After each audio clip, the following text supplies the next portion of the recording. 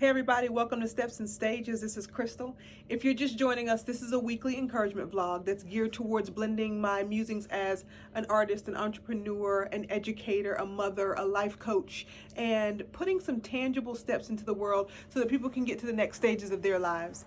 And we're in the holiday season, and we talked a little bit before about the gifts that we give and being the gift, but also I want to talk a little bit today about gratitude and taking things for granted. There's a lot of tools out there today, gratitude journals. We're always taught to think about the things that we have that other people might not have.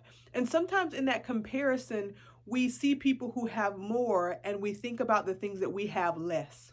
And so I want to talk with you today about gratitude and what we're granted rather than taking things for granted. So many of us are granted with good health. We're granted with a home.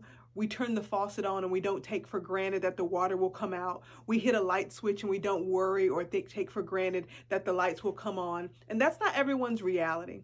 And so sometimes the things that we don't have to worry about become the things that we take for granted. So if you don't have to worry about the food that you eat, if you don't have to worry about a roof over your head, if you don't have to worry about clothing, if you don't have to worry about that kid in your house who you think always kind of keeps it together, then you might not notice when things go awry. If you don't have to worry about if your spouse is going to pay their half of the bills, if you don't have to worry about it, getting a good education, if you don't have to worry about things, those are the things that we sometimes take for granted.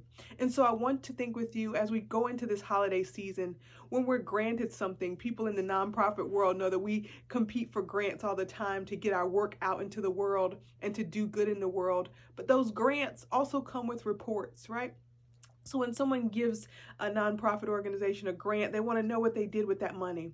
So the things that we take for granted, our food, our health, our clothing, our car cranking in the morning, those things that get us to the places that we want to go, we want to start keeping a record of those. And by keeping a record of the things that we might not be so focused on, the things that we might not have to work so hard for, it might give us a deeper resolve, a deeper well of joy to pull from, a deeper well of gratitude, so that when things do happen that we have been working really hard for, we don't just look to the big things, but we look at all the small things that laid the foundation and laid the groundwork for us to be successful in that moment.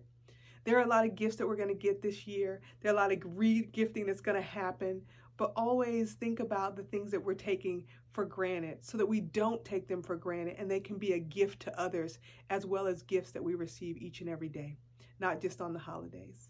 So I hope this is hit you home this week, and that you can think about some things that you might be taking for granted, maybe some people that you've been taking for granted, some situations you've been taking for granted, and really be grateful for the things that we do have as we move into this next year, this next calendar year, as we move into this next stage of life where we're going to be working towards bigger, better, freer, fuller manifestations of this thing that we call life.